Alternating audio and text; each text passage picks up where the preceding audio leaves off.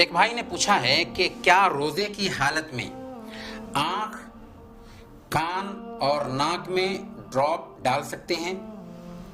دیکھیں، روزے کی حالت میں آنکھ میں ڈراپ ڈال سکتے ہیں اور کان میں بھی ڈراپ ڈال سکتے ہیں، کیونکہ یہ دونوں کے دونوں یعنی آنکھ اور کان دونوں کے دونوں کھانے پینے کا راستہ نہیں، منفذ نہیں ہے۔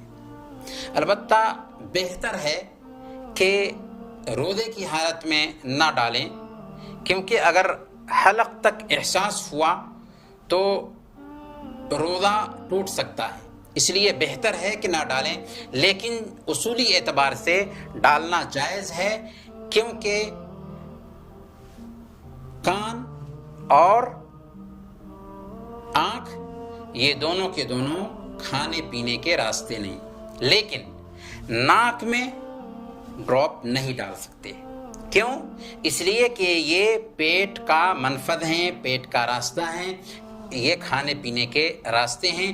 اس لیے اللہ کے رسول صلی اللہ علیہ وسلم نے یہ بات بیان فرمائی کہ وَبَالِغْ فِي الْإِسْتِنْشَاقِ إِلَّا أَن تَكُونَ صَائِمًا، کہ ناک میں پانی چڑھانے میں مبالغہ کرو، الا یہ کہ تم روزے سے ہو۔